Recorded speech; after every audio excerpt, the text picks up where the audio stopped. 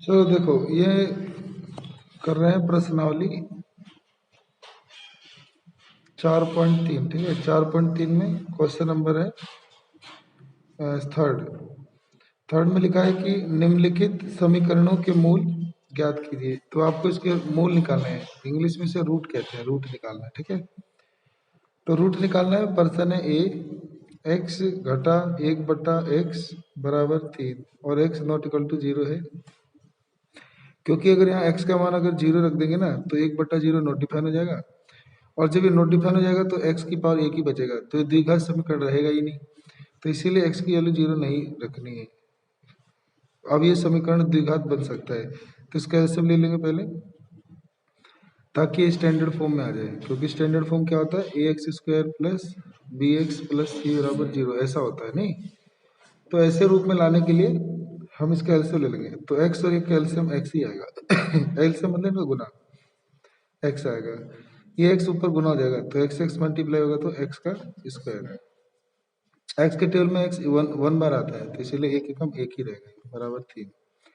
ये 3 डिवाइड में ये क्रॉस मल्टीप्लाई हो जाएगा इसके साथ, तो 3x बन जाएगा। तो x², ये जो प्लस का 3x था ना, इधर लाके माइनस हो जाएगा, तो इसको पहले लिखो और एक को बाद में, क्योंकि इसको ऐसे फॉर्म में लाना होता है। ठीक है, तो अभी इस फॉर्म में आ गया ना, देखो x² फिर x फिर बिना x वाला।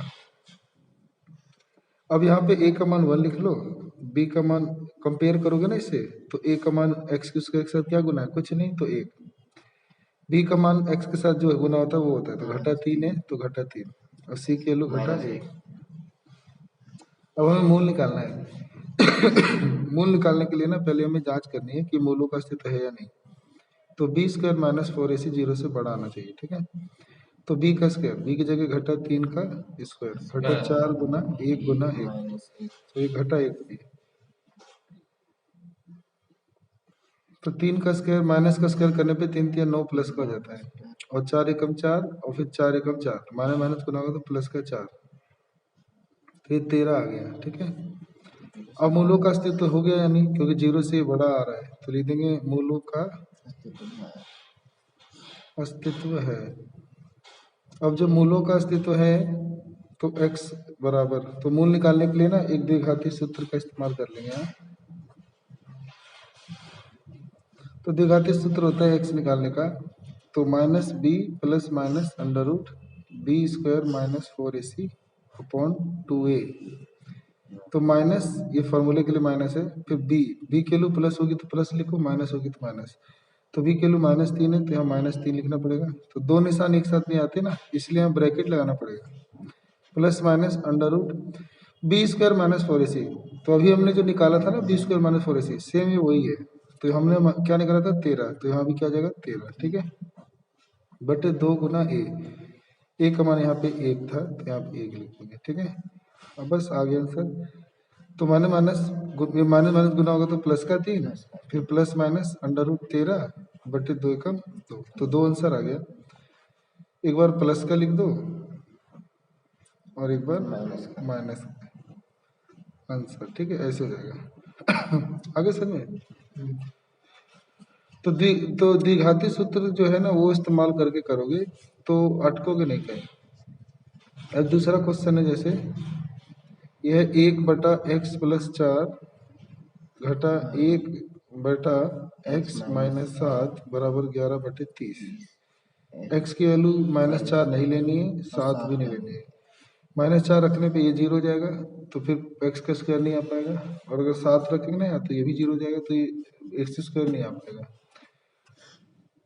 बाकी इसमें अब एलसीएम ले लेंगे, इसको इससे मल्टीप्लाई करना एलसीएम कहलाता है, तो इसको इससे मल्टीप्लाई कर लो, तो ये वाला जो क्रॉस मल्टीप्लाई होगा ये उधर 1 के साथ मल्टीप्लाई जाएगा और ये इधर 1 के साथ, तो जब ये इधर मल्टीप्लाई जाएगा तो ब्रैकेट लगा दो, घटा, फिर ये इधर चला जाएगा तो ब्रैकेट लगा दो।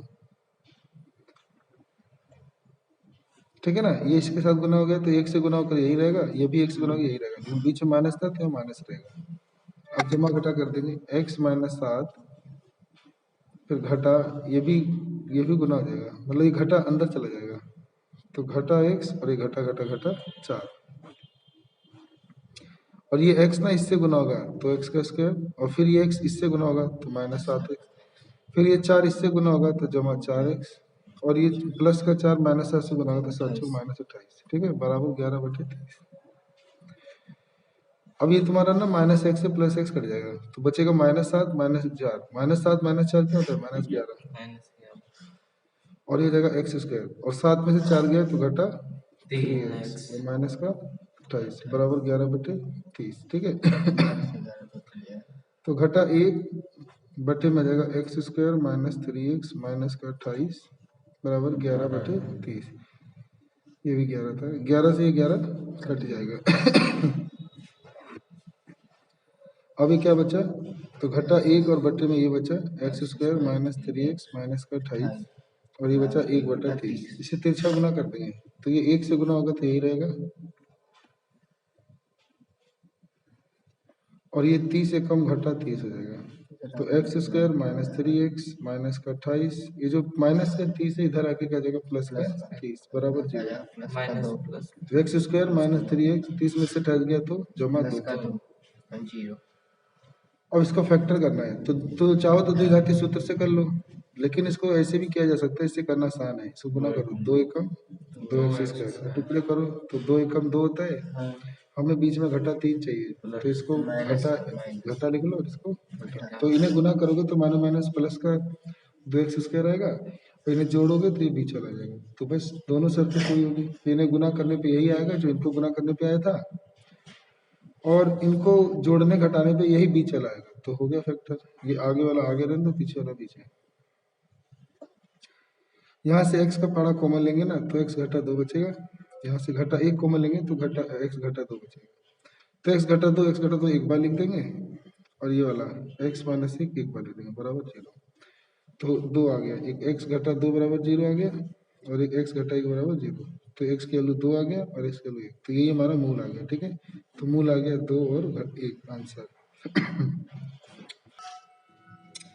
देखो चौथा क्वेश्चन है कि 3 वर्ष पूर्व, मतलब 3 साल पहले, 3 वर्ष पूर्व रहमान की आयु वर्षों में का व्युत्क्रम तथा अब से 5 वर्ष पश्चात उसकी आयु के व्युत्क्रम का योग 1/3 है, तो उसकी रहमान की वर्तमान आयु ज्ञात करो। व्युत्क्रम क्या होता है, जैसे मान लो 2 है तो 2 है ना, या 2/3 है, इसका व्युत्क्रम पूछेंगे तो इसको उल्टा कर देते हैं 3/2, इसको व्युत्क्रम कहते हैं, ठीक है। तो बोला कि रहमान की आयु ज्ञात करो, तो लिखेंगे माना माना रहमान की वर्तमान आयु, माना रहमान की वर्तमान आयु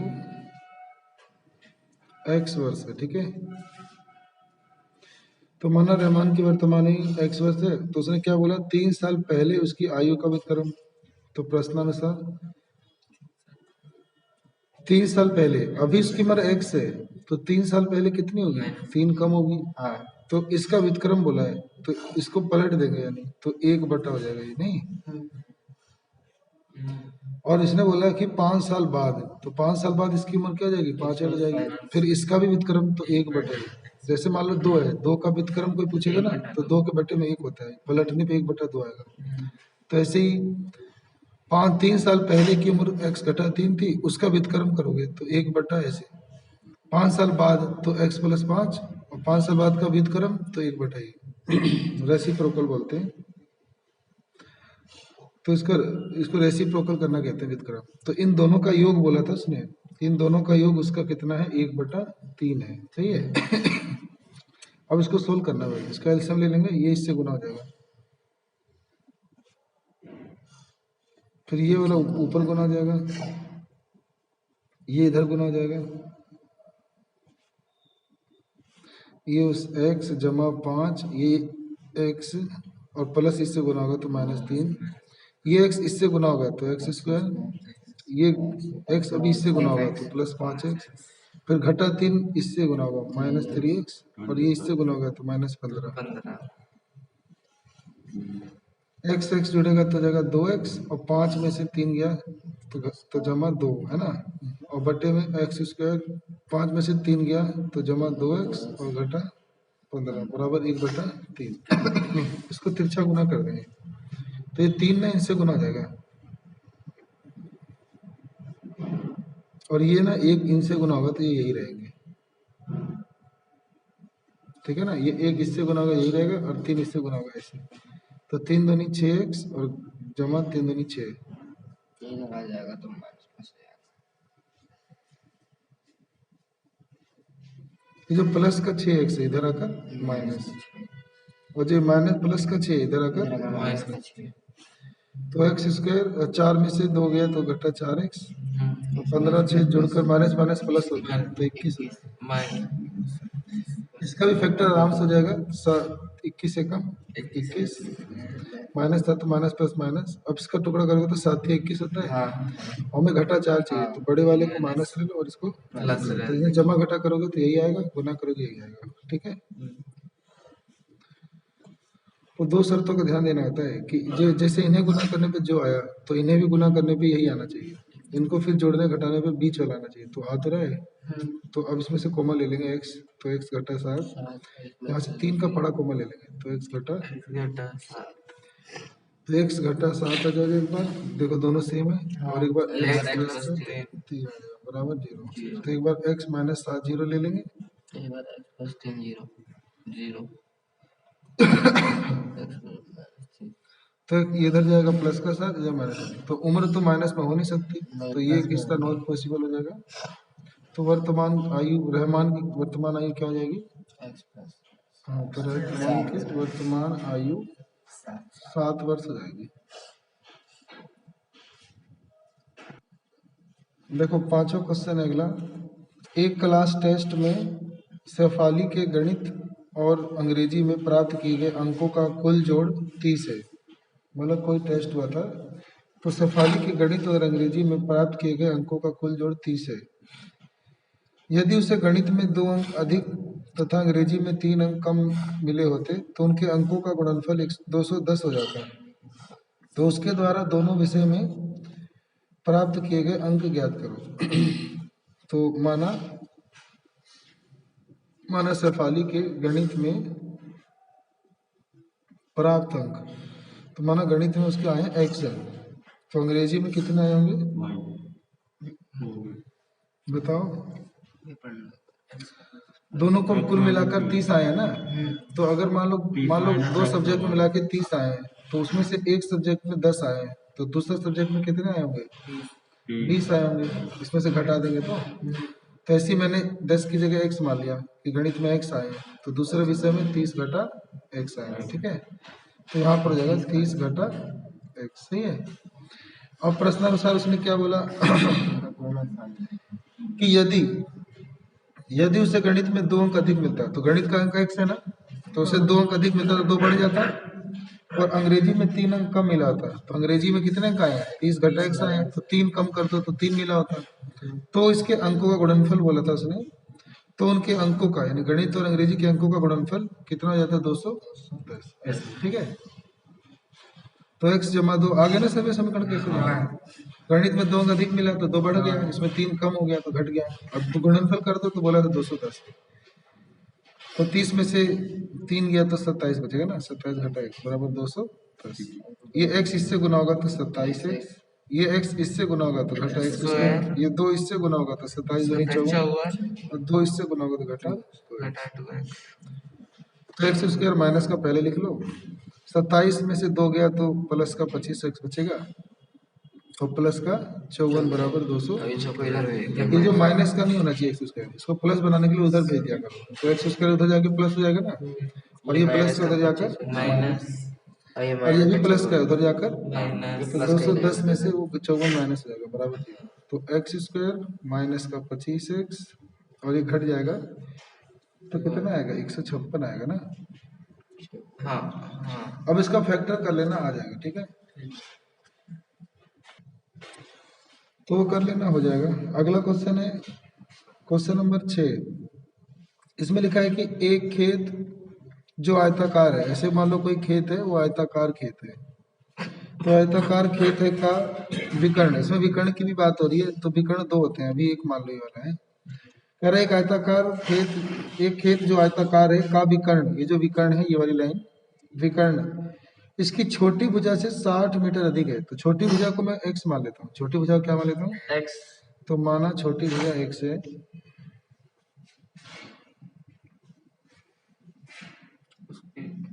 तो बोला ना कि इसका जो विकर्ण है ना, विकर्ण वो ना इस छोटी भुजा से 60 अधिक है, तो x जमा 60 लिख लो विकर्ण का, है ना, x जमा 60।